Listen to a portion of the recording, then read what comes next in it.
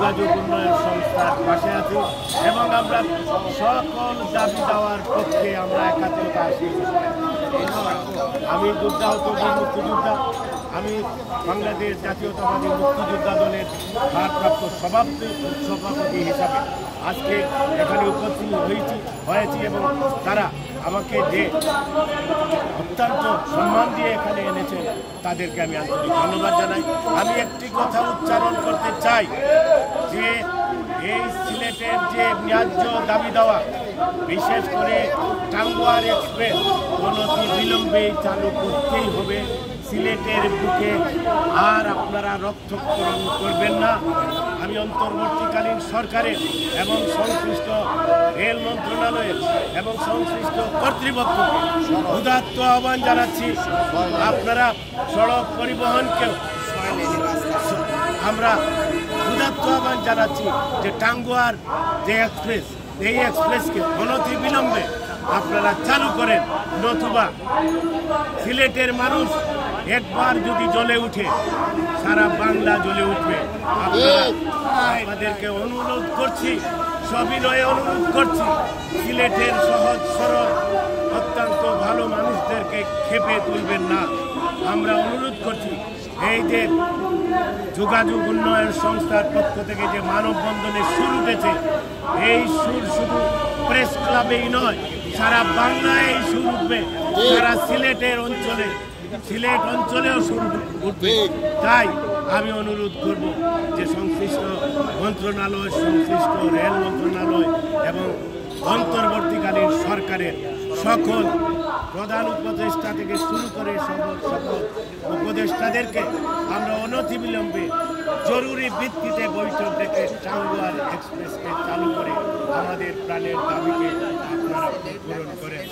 এবং আরেকটি কথা না বললেই নয় যে 6 লাইনের যে ঢাকা সিলেট যে মহাসড়ক, এই মহাসড়কের কাজ নিয়ে বিগত 6-7 বছর ধরে একটি, আমি বলবো একটা টালবাহানা, একটা প্রহসন চলে যাচ্ছে। এই প্রহসনকে সিলেটবাসীকে মুক্ত করুন, সিলেটের মানুষকে মুক্ত করুন, সিলেটের মানুষকে এই ধরনের বঞ্চনা থেকে উদ্ধার করুন। আর আপনাদের এবং এই 6 লাইনের কাজ যতদিন চলবে, এই 6 লাইনের কাজ যতদিন চলবে, যত দ্রুত সম্ভব এটাকে সমাধানের পর আপনারা বের করে দিবেন এবং যতদিন পর্যন্ত শেষ না হবে ততদিন পর্যন্ত সরকারি প্রশাসন দিয়ে রাস্তায় যাতে যানজট এবং ভোগান্তি না হয়, এর জন্য নারী পুরুষ শিশু তাদের কষ্ট নিবারণের জন্য ঘন্টার পর ঘন্টা, 15 ঘন্টা 18 ঘন্টা পর্যন্ত রাস্তায় দাঁড়িয়ে থাকতে প্রশাসন দিয়ে এই যে যানজট, এই যানজট মুক্ত করে এই মহাসড়ককে এই দুর্দশার হাত থেকে রক্ষা করুন এবং অন্যান্য যে পাথর কোয়ারি আছে সেই পাথর কোয়ারি সিলেটের রক্ষা করার জন্য সংশ্লিষ্ট বিভাগকে জানাচ্ছি। এবং প্রাকৃতিক গ্যাস, বিশেষ করে সিলেটের গ্যাস সিলেটের মাটিতেই মানুষ পায় না, অথচ বাংলাদেশের অন্যান্য জায়গায় এটাকে সরবরাহ করা হচ্ছে ছুরি মারার মতো। আপনারা বক্তৃতা দিয়ে, ভাষা দিয়ে দ্বিতীয় লন্ডন করবেন না। যান, আসুন, দেখে যান সিলেটের মানুষ কিভাবে কষ্ট করছে। এখন আর দ্বিতীয় লন্ডন কেন, যেন দ্বিতীয় লন্ডন মুখের ভাষা দিয়ে আপনারা বলছেন, কিন্তু অথচ সিলেটের মানুষ বাংলাদেশের সব অঞ্চল থেকে বঞ্চিত, অবহেলিত। এই অবহেলা থেকে রক্ষা করুন। লাস্ট শেষ কথাটা হল, সিলেটকে আমরা প্রদেশে রূপান্তরিত করতে চাই।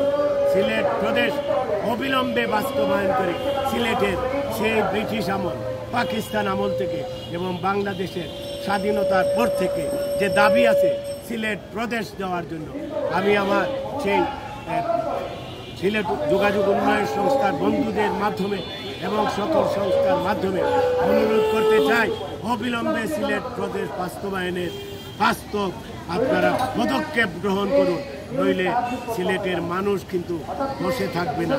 আমাদের সিলেটবাসীর পিঠ দেয়ালে ঠেকে গেছে, আর আমাদের যাওয়ার জায়গা নেই। আমাদের যাওয়া একমাত্র রাস্তায় দরকার পড়ে আমরা অবস্থান নিব, ধর্মঘট করব। প্রয়োজনে সিলেটের দাবি দাওয়া আদায় করতে গিয়ে অনশন ধর্মঘট করব। সুতরাং আমাদেরকে আপনারা সেই পথে, এই আমাদের বিশৃঙ্খলার পথে না নিয়ে সুশৃঙ্খলভাবে আমাদের দাবিগুলো পূরণ করার জন্য আমি জানাচ্ছি। এই বলে আমার কথা এখানে শেষ করছি। আল্লাহ হাফেজ। আবার দেখা হবে বিজয়ের পথে।